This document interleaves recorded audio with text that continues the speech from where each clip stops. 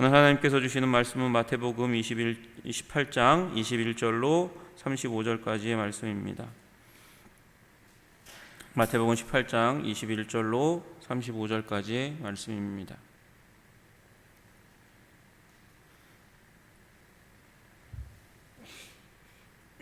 우리 한 목소리로 같이 마태복음 18장 21절로 35절까지의 말씀 합독하도록 하겠습니다.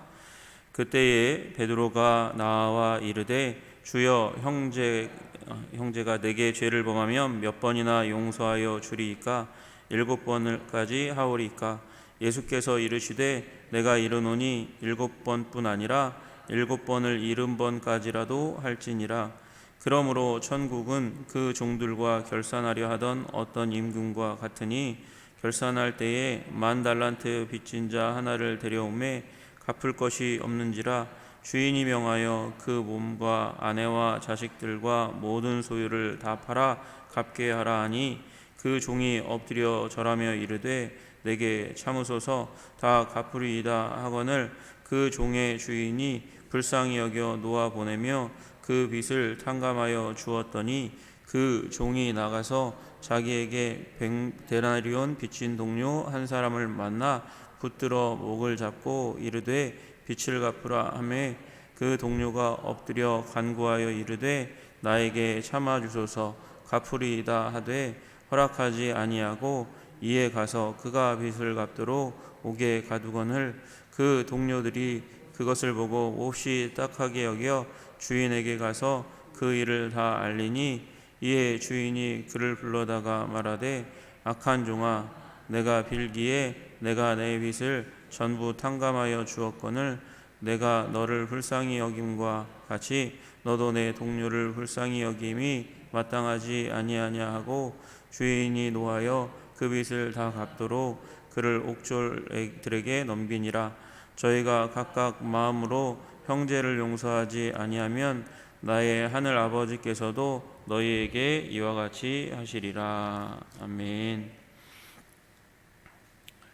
우리 마태복음 18장의 말씀은 우리 계속해서 말씀드린 대로 교회 안에 우리 신자들의 삶에 우리 적용해야 될 내용임을 말씀드렸습니다. 21절에 베드로가 예수님께 질문을 할 때 질문의 내용이 형제가 내게 죄를 범하면 몇 번이나 용서하여 주리이까 이렇게 묻습니다. 여기서 말하는 형제는 혈육 간의 관계를 의미하는 것이 아니고 교회 안에 형제 자매된 자들을 향해서 얼마나 용서해야 됩니까? 라는 물음입니다. 그때 예수님께서는 이 베드로는 그 용서의 한계선을 7번이라고 정해서 예수님께 물었습니다. 사실 7번도 많은 용서의 횟수죠. 7번은 베드로가 생각하기에 최고 한계의 수치, 리미트였을 겁니다. 7번 정도 용서하면 많이 용서하는 거니까 7번까지 용서하면 됩니까? 그렇게 물었는데 예수님은 말씀하시기를 7번을 70번까지 해야 된다 이렇게 말씀하십니다. 그러니까 490번이죠. 그러나 예수님이 말씀하시는 것은 490번 용서하라고 얘기하는 것이 아니라 용서는 무제한이다. 횟수가 제한이 없다. 무조건적으로 용서해라 이렇게 말씀하시는 것입니다. 예수님께서 이렇게 말씀하시는 것은 사실은 저주받은 인간, 저주로 가득한 인간의 삶 가운데 선언했던 한 인간, 한 조상이었던 저주로 가득 찬 인간의 선언을 뒤바꿔 놓는 축복의 선언입니다. 여러분 창세기 4장에 보시면 라멕이라는 사람이 나오는 걸 여러분 잘 아시죠? 4장 23절에 라멕이 아내들에게 이르되 아다와 실라여 내 목소리를 들으라. 라멕의 아내들이여 내 말을 들으라. 나의 상처로 말미암아 내가 사람을 죽였고 나의 상함으로 말미암아 소년을 죽였도다. 상처났다고 사람을 죽여버리는 라멕, 그걸 아내에게 자랑하고 있어요. 선포하고 있어요. 그러면서 뭐라고 얘기하냐면 가인을 위해서는 하나님이 벌을 7배 준다고 그렇게 말씀하셨는데 라멕을 위하여는 하나님이 누구를 가인을 보호하기 위해서 가인을 공격하는 자는 벌을 7배 받는다 이렇게 얘기하는 그 하나님의 선언을 갖다가 라멕이 바꿔버립니다. 라멕을 위하여는 벌이 77배 이리로다 하였더라 이렇게 얘기합니다. 7을 가지고 워드 플레이를 해서 77배나 나를 상해하는 자는 그래서 나에게 보복을 당할 것이다 이렇게 얘기하는 거예요. 이 벌이 7배가 아니라 77배로 늘어났습니다. 예수님께서는 이 용서로서 7번이 아니라 7번에 70번까지 하여서 무제한적인 용서, 저주로 가득 찬, 그래서 복수심으로 가득 차 있는 인류를 향해서 하나님께서 오히려 이제 그리스도인을 통해서, 하나님의 백성을 통해서 용서의 시대가, 용서의 물결이 가득하도록, 어디 안에요? 교회 안에 가득 차도록 용서하고 사랑하는 공동체를 만들어 놓으심으로 말미암아 저 밖에 있는 저주의 세력들이 이 사랑의 공동체 가운데 들어오도록 주님께서 의도하고 그리고 부르시는 그런 음성을 우리들에게 들려주시는 것입니다. 여러분, 우리 세상 사람들이 용서하기가 쉽지 않습니다. 그런데 특별하게 용서하는 방법들이 있잖아요. 한 잔 술 마시고 그리고 툭툭 털면서 용서하는 사람들이 그래도 세상에 있습니다. 여러분, 그들보다는 우리가 조금 더 나아야 합니다. 우리가 예수 그리스도 안에서 용서하는 사람 되시기를 주님의 이름으로 축복합니다. 근데 그 왜 용서해야 하는지, 왜 꼭 용서를 해야만 하는 그런 이유가 무엇인지, 그 힘과 근거가 무엇인지에 대해서 예수님이 이어서 또 계속해서 말씀하십니다. 그러므로 천국은 그 종들과 결산하려 하던 어떤 임금과 같으니, 그러면서 천국 비유를 예수님께서 지금 이제 갑자기 시작하시는 거예요. 이미 천국 비유가 여러 번 나왔는데 천국은 이라고 얘기하면서 하나님 나라에 속한 사람들은 이 비유를 귀담아 들어야 된다 이렇게 말씀하시는 것입니다. 어떤 임금이 종들과 결산하는, 그러니까 빚에 대해서 이제 이렇게 행동하는 이 스토리의 내용을 따라서 우리가 용서하는 삶을 생각해보고 깊이 생각해보고 가슴 가운데 심고 그리고 용서하는 삶을 살아야 된다 이렇게 말씀하시는 것입니다. 여러분, 그 내용의 시작이 그렇습니다. 결산할 때에 이제 계산을 해보니까 이 10,000달란트 빚진 자 하나를 데리고 왔습니다. 10,000달란트 빚진 자 하나를 데리고 왔어요. 근데 문제는 이 사람이 갚을 것이 없다는 것입니다. 그래서 갚을 것이 없어서 주인이 명해서 이 사람의 몸과 아내와 자식과 모든 소유를 다 팔아서 그 빚을 다 갚도록 해라 이렇게 말씀하세요. 여러분, 여기 나와 있는 이 10,000달란트가 얼마나 큰 돈일까 생각하면 이게 감당이 안 되는 금액입니다. 이 10,000달란트가 한 달란트만 일단 생각해 볼게요. 한 달란트가 5,000데나리온입니다. 5,000데나리온. 그리고 한 데나리온이 한 사람의 품삯입니다. 하루 품삯. 일용직 노동자의 하루 품삯이에요. 그냥 작게 잡아볼게요. 5만 원으로 잡아서 5만 원에다가 10,000달란트가 얼마예요? 5,000데나리온. 곱하기 10,000달란트니까 1만을 곱해야 되잖아요. 그러면 금액이 나오는 게 2조 5천억이 나옵니다. 여러분, 2조 5천억은 그러니까 갚을 수 없는 돈이라는 거예요. 천문학적인 금액이죠. 한 나라의 국가 예산과 우리나라의 국가 예산 가운데에 들어갈 만한 그런 금액입니다. 여러분, 그러니까 이 2조 5천억은 로또를 아무리 맞아도 안 되는 금액이에요. 아파트를 이제 뭐 갭투자를 하든 뭘 하든 어찌하든 뭘 하든 간에 아파트를 수십 채 사가지고 시간이 흐른 다음에 그 시세 차익을 노린다 해도 결코 이 금액을 벌어들일 수 없는 돈입니다. 이건 불가능한 돈, 갚을 수 없는 돈이라는 것이죠. 그런데 이 부분에 대해서 이제 얼마나 주인도 용서를 많이 했겠어요. 이 돈을 많이 빌려줬겠어요. 많이 빌려줬으니까 2조 5천억이라는 돈이 쌓였겠지 않습니까? 그런데 종이 엎드려서 구합니다. 내게 참으소서, 내가 다 갚겠습니다. 자기가 얼마나 큰 빚을 졌는지 바보같이 모르고 있어요. 내게 참으소서, 내가 갚으리이다. 참아주십시오, 내가 갚겠습니다. 이런 말이 어떻게 나옵니까? 내가 갚을 수 없는데 이제 할 수 있는 말이 이거밖에 없으니까, 상상력의 한계가 그거니까, 생각의 한계가 그거니까 참아달라고 갚아달라고 그렇게 얘기합니다. 그 모습을 보니까 종의 주인이 너무도 불쌍하니까 놓아 보내면서 그 위치를 다 탕감해 줬어요. 탕감해 줬는데 문제는 이 사람이 탕감받고 나와서 그래서 한 행동이 문제입니다. 지금 방금 탕감받았거든요. 나와서 나오는 그 과정 가운데 누구를 향해서? 동료를 향해서, 자기의 친구란 말이죠. 자기 형제 자매란 말이죠. 그런데 그 동료 한 사람을 만나서 그를 붙듭니다. 왜요? 100데나리온을 빚졌으니까. 그러니까 100데나리온 곱하기 5만 원 하면 500만 원이거든요. 500만 원 정도 빚진 사람을 붙들어 가지고 그리고 그의 목을 잡습니다. 목을 잡았다는 건 뒤에서 잡았다는 게 아니라 앞에서 잡았다는 거예요. 멱살을 잡듯이 그렇게 이 밑에 옷을 잡은 게 아니라 목을 잡았어요. 목을 잡았다는 것은 생명을 위협하는 행동입니다. 목을 잡고 이르되 빚을 갚으라 그렇게 이야기합니다. 자기가 빚진 자의 심정이 어떤지 알았잖아요. 그 자리가 얼마나 비참한지 알았잖아요. 이제 자기는 파산입니다. 아내도 잃고 자식도 잃고 그리고 모든 가진 것도 잃고 자기 몸도 제 몸이 아닙니다. 이제 그런 상황 가운데서 노임을 받았어요. 용서가 어떤 것인지, 빚지는 게 얼마나 무서운 것인지 알았고 그리고 용서가 얼마나 감격적인 것인지 알았습니다. 빚을 탕감받는 것이 얼마나 감격적인지 알았습니다. 그리고 자신이 빚진 것과 2조 5천억과 500만 원의 차이는 하늘과 땅의 차이죠.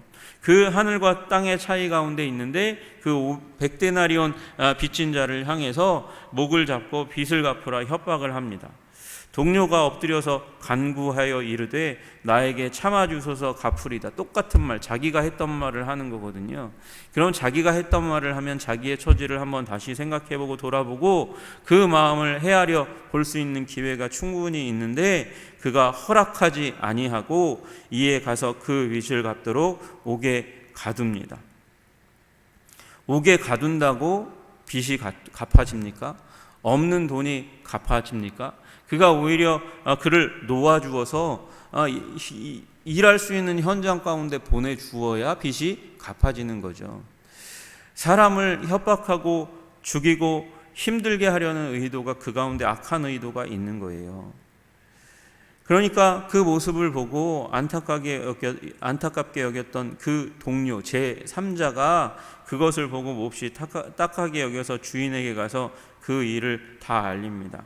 여기 주인은 여기 23절에 어떤 임금이거든요.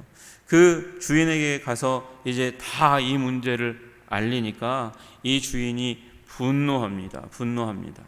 악한 종아, 악하다고 이야기하는 거예요. 악하다는 것은 무슨 의미일까요? 악하다는 것은 자기가 받은 은혜를 헤아리지 못하는 사람이 악한 것이에요. 자기가 받은 그 은혜를 바탕으로 해서 사람의 관계를 설정하지 못하는 사람이 악하다는 것이죠. 복음을 받았는데 복음을 그냥 자기에게만 적용하고 자기와 관계 있는 여러 사람들과의 관계 가운데 그 복음을, 그 용서를, 그 사랑을 적용하지 못하는 사람이 악한 사람인 것이죠. 그래서 악한 종아, 내가 빌기에 내가 내 빚을 전부 탕감하여 주었거늘 내가 너를 불쌍히 여김과 같이, 불쌍히 여김을 받았으면 불쌍히 여겨야 되는데 내가 너를 불쌍히 여김과 같이 너도 내 동료를 불쌍히 여김이 마땅하지 아니하냐. 이심전심의 마음이 왜 없냐라고 말씀하시는 것이죠. 내가 받은 것, 내가 거저받은 것으로 왜 네 삶을 적용하지 못하느냐, 그렇게 말씀하시는 거예요. 그래서 주인이 분노하셔서 그 빚을 다 갚도록 그를 옥졸들에게 넘기니라. 갚을 수 있습니까? 없습니까? 없습니다. 2조 5천억이라는 금액은 우리가 갚을 수 없는 돈을 의미하는 것이고, 그 얘기는 용서, 무조건적인 용서와 탕감을 구해야 되는 문제라는 것이에요. 그것이 우리의 죄의 문제라는 것입니다. 그리고 우리의 자비로우신 왕은 그 요청에 예스라고 응답하십니다. 예수 그리스도 안에서 우리를 값없이 용서하신 분이십니다. 값 없다 이 말과 공짜다라는 말은 다른 말이에요. 공짜는 보통 가치 없는 것에 대해서 그냥 주는 것입니다.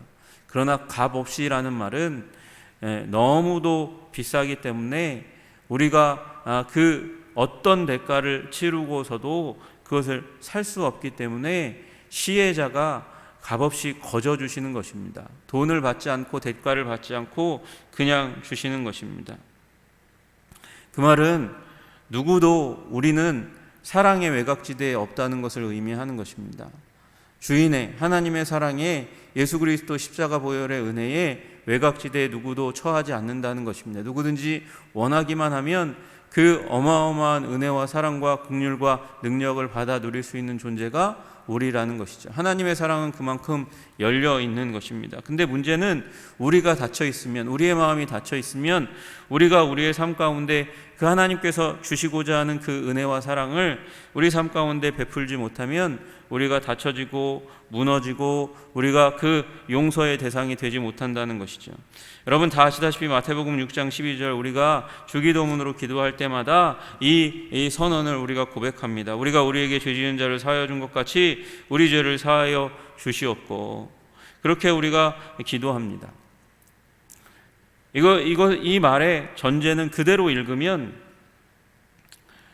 우리가 우리에게 죄 지은 사람들을 용서하면 하나님께서 우리에게 용서를 베푸시겠다고 말씀하시는 거예요. 예수님은 하나님은 이런 기조의 말씀을 굉장히 많이 하셨어요.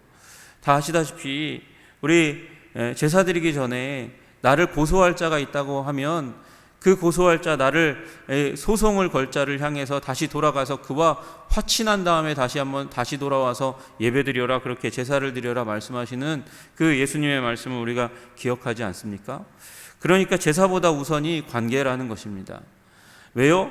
우리가 관계 가운데 화평을 누리고 용서하고 용서받는 삶을 누리지 않으면 그 예배 가운데 하나님의 용서를 누리기가 쉽지 않기 때문에 그렇습니다. 예배는 삶의 연장이고, 그리고 삶은 예배의 연장인 거예요. 예배와 삶은 결코 동떨어져 있는 것이 아니고 하나로 연결되어 있는 것입니다. 그래서 관계 가운데 실패하는 사람은 예배 가운데 실패하는 것이고, 예배 가운데 실패하는 사람은 삶에 실패하는 것이죠. 예수님께서 이어서 말씀하십니다. 결론으로 그렇게 말씀하세요. 너희가 각각 마음으로 형제를 용서하지 아니하면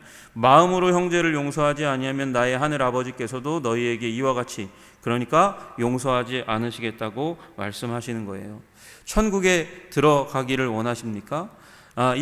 우리 죽어서 들어가는 천국 말고요, 이 땅 가운데서요, 하나님의 통치 가운데 들어가려 하신다면 용서의 삶을 살아야 하는 거예요. 하나님께서 우리 교회를 용서의 공동체로 만드셨어요. 그렇게 설정하셨어요. 그리고 사랑하고 용서하는 공동체 되게 하심으로 말미암아 세상과는 완전히 다른 그런 하나님 나라의 공동체를 만드시기를 원하셨어요. 우리가 그 가운데 들어가기를 주님의 이름으로 소원합니다. 우리 부족하고 연약합니다. 솔직히 말씀드리면 용서할 수 있는 능력이 없습니다. 그러나 주님이 우리에게 용서를 주신 그 용서하심의 크기, 2조 5천억보다 더한 예수 그리스도의 보혈의 은혜를 우리가 기억하면서 그 은혜 안에서 우리 관계 가운데 있는 원한이 있을 만한 사람들을 향해서도 용서하는 사람들이 되라고 주님께서 말씀하십니다. 주님, 우리로 용서의 사람이 되게 하여 주시옵소서. 주님, 우리로 고린도전서 13장에 사랑의 사람이 될 수 있도록 주님 도와주시옵소서. 우리는 연약하고 작습니다. 좁습니다. 우리는 원망하고 사람을 말로도 하루에 수십 번씩 죽일 수밖에 없는 그런 불쌍한 죄인입니다. 하나님, 우리는 갚을 수 없습니다. 그러니 주님 능력 주셔서 주님의 탕감하게 하심이 우리 완전히 파산할 수밖에 없는 이러한 불쌍한 존재를 예수 그리스도 은혜 보혈 안에서 다시 한번 회복시켜 주신, 부채를 탕감하게 하여 주신 우리 하나님의 은혜를 감사하면서 주님, 우리에게 용서의 힘, 사랑의 힘을 더하여 주시옵소서. 기도하시는 저와 여러분이 되시기를 주님의 이름으로 축복합니다. 기도하겠습니다. 존귀와 영광과 찬양을 받으시기에 합당하신 주님, 하나님, 우리를 향하여 용서의 삶으로 초청하십니다.